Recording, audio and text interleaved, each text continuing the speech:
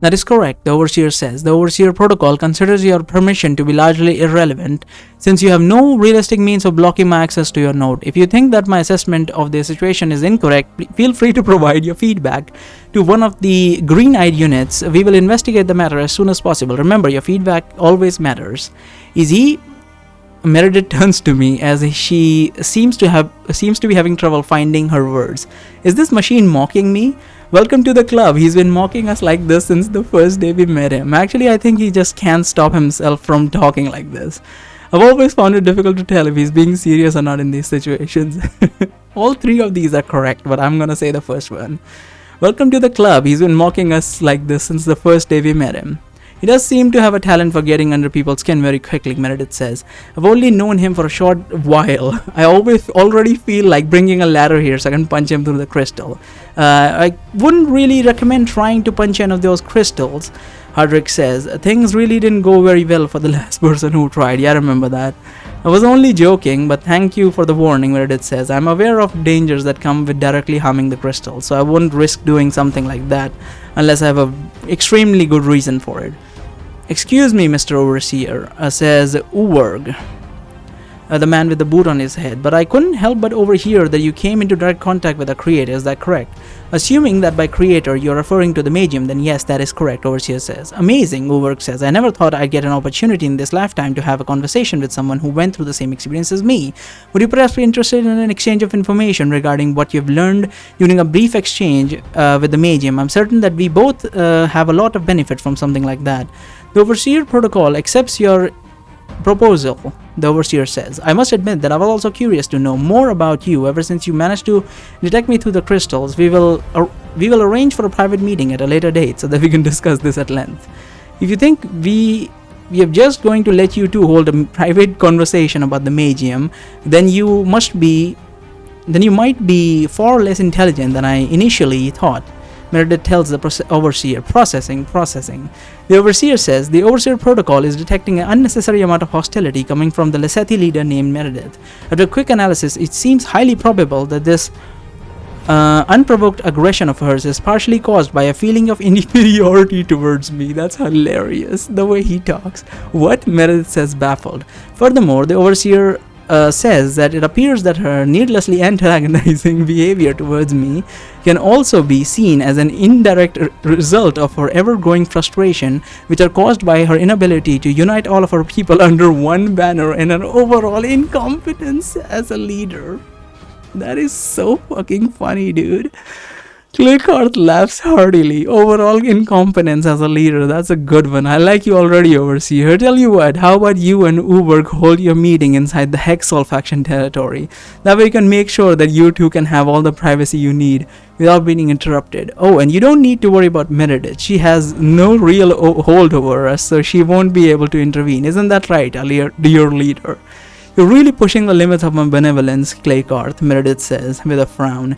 Is that right? Claycarth says while smirking. Well, what are you going to do about it then? Are you going to murder every single one of us like you did with Hexol, and have your loyal dog use her acid powers again to disintegrate our bodies without leaving a single trace? Come on. Say what you really mean. You know you want to. No, Meredith says as she appears to be calming down. I will not give in to your provocations. You know very well that you have no proof for your claims. I will not waste any time validating your conspiracies. Ha, Claycart says as he has another sip of ale from his glass. Conspiracies, she says. We all know you killed Hexol, even if there is no proof, and I assure you that your sycophants from your faction know it too. They just don't really give a damn. It's not like Hexol was a universally beloved leader either. The man definitely had his flaws. I wouldn't pretend that he didn't, but at least he had the decency to win the position of leadership fairly without resorting to such petty tactics as murdering his companion. We will never respect you as a leader, Meredith, no matter how hard you try to maintain this illusion of diplomacy between our people. You better get used to that. Am I to take this as a threat? Meredith asks him cautiously. Not at all, Claycart says. You see, unlike you, we from the Hexol faction would never stoop so low as to kill our own kind just for the sake of a power struggle. We will also continue to cooperate with you whenever our goals coincide, as was the case with this mage tournament. However, if you expect to ever be on friendly terms with us in the future, then you are sorely mistaken. No matter how many times you'll try to sweet talk our faction leader, the answer will always be the same. As long as you let us run our faction the way we want, we can coexist peacefully. Otherwise, things might start to get a little less peaceful. You can take this as a threat if you want, I don't mind. Understood, Meredith says. And I suppose I will have no choice but to have another conversation with your faction's leader regarding this whole overseer situation. I can only hope that he will be more inclined to see reason than you are. Don't worry, I'm planning to have a talk with him about this too, Claycard says, and I'm sure he will be more than happy to welcome the overseer with open arms once he hears that he is a fellow Meredith hater. Oh, and I can put in a good word for you too, Dwarf. If you want to join us, I don't think you'd have any trouble fitting in.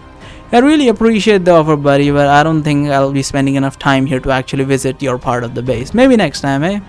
Well, I'll have to meet a leader today anyway, so I'll probably mention you to him regardless, Claycard says. That way, at least the paperwork will be done by the time you ever decide to visit us again. That okay with you? Sure, Hadrick says, as he drinks some more ale. Sounds good to me. The Overseer Protocol would like to speak to your faction leader as well, the Overseer says. Would it be acceptable for me to join you when you meet him later? Of course, Claycard says. Make yourself at home. You will find that we are very welcoming peoples, much unlike Meredith and her stooges. That is very good to hear, the Overseer says. In that case, I look forward to a mutually beneficial and prosperous relationship between me and your people. Claycard laughed. Prosperous relationship, he says. Where do you even come up with this stuff? You crack me up, man. Is it just me, or has the Overseer been antagonizing Meredith on purpose since the beginning, just so he could be on friendly terms with the Hexol faction, Kate tells me in a low voice. That is very likely, yes, I whisper to her. Has he always been this crafty, Kate tells me. He didn't give me the impression in Ollander. He was cunning back then too, I tell her. It's just that he was making more of an effort to hide his true intentions at that point in time. Now he doesn't seem to care that much about appearances anymore. If you will, please excuse me, I have some other businesses to attend to. I will temporarily take my leave, the Overseer says. However, we'll make sure to return by the time my new friend Claycarth meets with his leader. I wish you all a pleasant day. Hey, Meredith says, I'm not done talking to you. Do you hear me, Overseer? The crystal above is no longer responding in any way. It looks like the Overseer really did take his departure, just like he promised. Unbelievable, Meredith says. He actually left. Can you believe the nerve? What's the matter, Meredith? Claycard says. You don't like it when others don't listen to your orders. Doesn't it make you feel frustrated?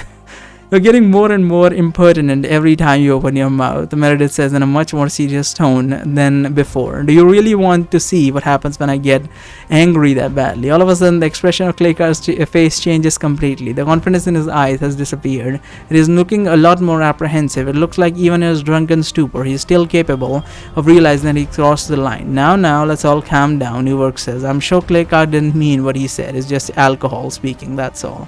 You're telling me to calm down, but you're the most who disappointed me the most, Uberg. Meredith says, when everyone said that we should lock you up because you were crazy, I personally vouched for you. I assured you that despite your recent eccentric behavior, you have not taken leave of your senses and that you were still likely perfectly lucid, and now you betray me like this. You side with the Hexol faction. You agreed to have a private discussion with a potential enemy that infiltrated our base. I thought you said you would remain neutral and not join any factions. Was that just a lie? Lady Meredith, I apologize if you feel that I betrayed your trust, Uberg says in a humble tone. Please believe me when I say that this was never my intention. Whether I am to meet the Overseer or not, it should be clear by now that he will be welcomed by the Hexol faction, then any information that he might divulge will never reach your ears. However, if I befriend him, get him to tell me some of his secrets, I am more than willing to share my findings with you afterwards. While this may not be the ideal scenario that you had in mind, it is still better than the alternative. Whether you like it or not, the Overseer will infiltrate our base.